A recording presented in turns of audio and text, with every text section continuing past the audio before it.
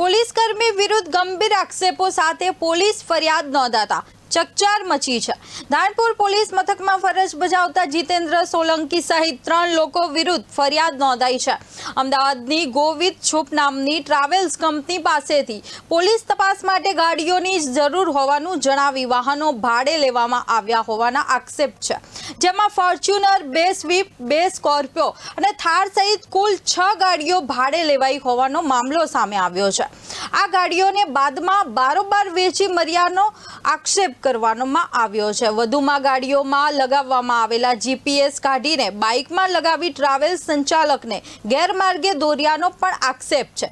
સમગ્ર મામલે દાહોદે ડિવિઝન પોલીસે ફરિયાદ નોંધી અને તપાસ હાથ ધરવામાં આવી છે। हमारी कंपनी ने गोभी जूप કરીને એપ્લિકેશન છે, એમાંથી ગાડીઓ અમે બુકિંગ કરીને ગાડીઓ આપીએ છીએ। ઓલ ઇન્ડિયા અમારે પરમિટ ગાડીઓ આપીએ છીએ। એ ગાડીમાં અમારે 9 તારીખે 9/2ના રોજ એક બુકિંગ થયેલી હતી।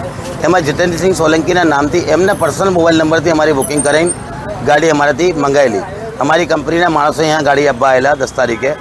ગાડી અમે એમને પ્રોવાઈડ કરી।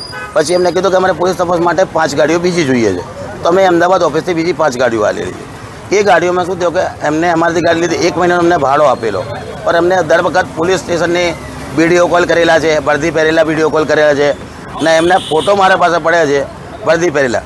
જ્યારે ગાડી લેવા આવ્યા ત્યારે એ વર્દી પહેરેલા જ હતા। એમનો અમારા વર્દી સાથેનો ફોટો છે અમારા પાસે ના। બીજી વસ્તુ એમનો એગ્રીમેન્ટ છે, પોલીસની આઈડી છે અમારા પાસે। અમે એમને ગાડી આપી દીધી। પછી અમે લોકો ગાડી અમારી જીપીએસ આ લોકોએ બાઇક લોકોમાં ફિટ કરી દીધા, તો અમને એ લાગતું તો અમારી ગાડી તો રનિંગ છે, અમારી ગાડી કોઈ બીજી જગ્યાએ જ ગઈ નહીં। પણ એકચ્યુઅલમાં ખબર એ પડી 4થા મહિનામાં કે આ લોકો અમારી ગાડીઓ બેચી મારી છે। અમારી ગાડીઓ તેનો કોઈ અતોપતો છે નહીં। 5 ગાડીઓ મારી મિસિંગ છે। એ બાબતમાં ડીવાયએસપી સાહેબને બી અમે લેખિત જાણ કરેલી, મેલ આઈડી થ્રુ મોકલેલો। એમને તરત એમની પર ગુનો દાખલ કરેલો છે, પણ હાલ પૂરતો અમારી ગાડીઓ જીપીએસ પ્રમાણે છે નથી।